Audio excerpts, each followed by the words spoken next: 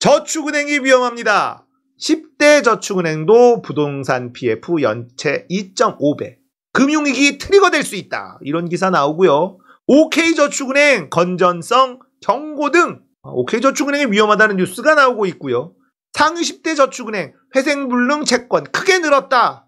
부실하다. 이런 얘기가 나오고 있습니다. 올해 말까지 버티기 어려울 것 같아요. 이제 억지로 때려 막을 돈도 없습니다. 저축은행 상위 10개사, 10개 회사 부동산 PF 대출인데 OK저축은행 연체율이 4%를 넘어갔어요. 진짜 위험해졌습니다. SBI 0.2 이런 양호하죠. 대출 금액도 얼마 안 해줬고요. OK저축은행 무지하게 많이 해줬죠. 한국투자저축은행 무지하게 많이 했죠. 2.86 위험한 겁니다. 이런 데도 훌륭한 데들이 있으나 3% 넘는 데도 있고요. 5% 넘는 곳도 있고요. KB 3.37 연체율이 치솟고 있다. 자, 문제는 이게 상위 10개 저축은행이라는 거야. 상위 10개. 요 뉴스는 조금 디테일하게 보면서 지금 현재 상황을 좀 짚어보도록 하겠습니다. 저기는 상위 10개 저축은행 가지고 조사를 한 건데 그중에 OK저축은행은 좀 위험하다 이렇게 경고등이 뜬 건데요.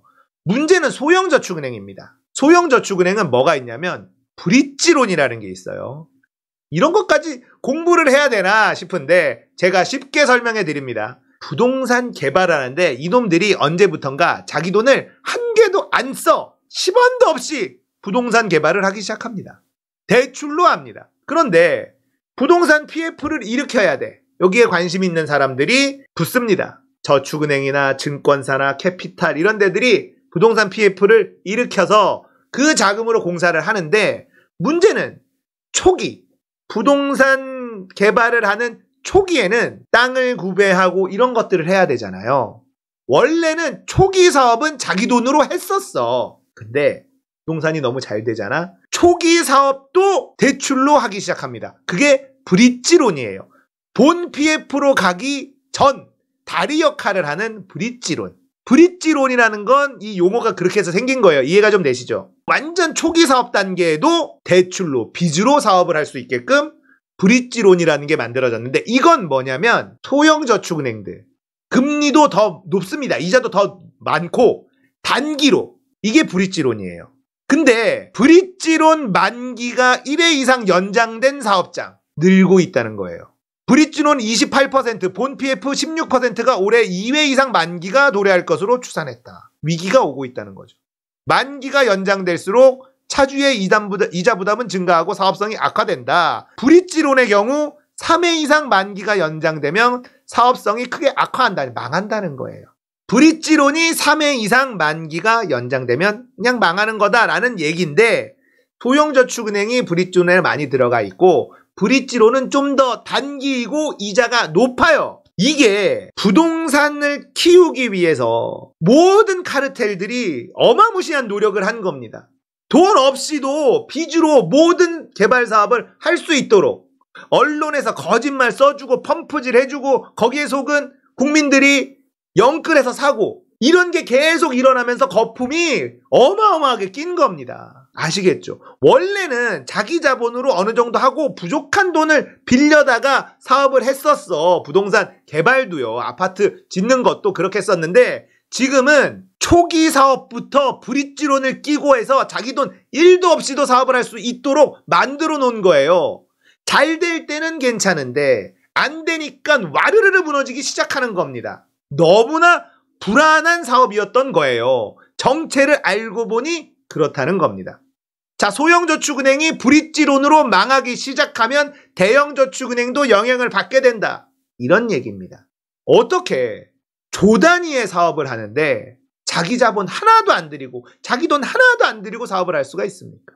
근데 이 저축은행들 같은 경우에도 이게 너무 꿀인 거야. 이자를 많이 주는데 회수가 너무 잘 돼. 그러니까 브릿지론까지도 들어간 거예요. 초반에 땅 사고 지주 작업이라고 하잖아요. 거기에도 우리 돈으로 해. 이런 겁니다. 그러니까 이게 터졌을 때 얼마나 위험합니까? 사실 우리가 이 구조를 알 필요도 없었고 제대로 알지도 못했죠. 근데 지금 위험하다 해서 어떻게 사업이 진행이 됐는지 들여다보니까 자기 돈 하나도 없이 처음부터 빚으로. 자, 그러면 어떻게 돼요? 이자 비용이 계속 들어가니까 아파트 값에 거품이 계속 낄 수밖에 없는 겁니다. 분양가 왜 이렇게 높아?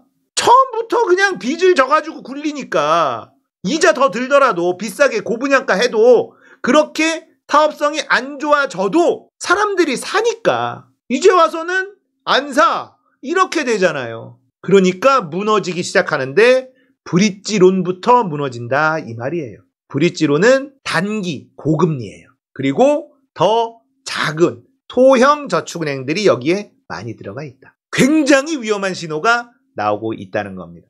오래 버티지 못할 거예요. 자, 이렇게 설명을 좀 듣고 보니 심상치가 않죠. 결코 그냥 넘어갈 수 있는 상황이 아닙니다. 자, 지금 이 문제가 더 심각한 이유는요. 김진태의 이 레고랜드 발언 하나 때문에 채권 시장이 무너져서 거기에 한 200조 때려박았습니다. 그리고 미분양 때문에 부동산 PF 터질까봐 50조 플러스 알파 해서 70조, 80조 정도 집어넣었다는 거 제가 설명해 드린 적이 있습니다. 돈을 때려 박았어요. 한 300조를 부동산 업자들 무너지지 말라고, 부동산 PF 무너지지 말라고 300조를 때려 박았다는 겁니다. 그런데 시간만 끌었지 나아진 게 없다는 게 팩트라는 거예요. 거기다가 돈 때려 박지 말고 망할 거 망하게 놔뒀어야 되는데 이제는 망하면 진짜 큰일 나는 거예요.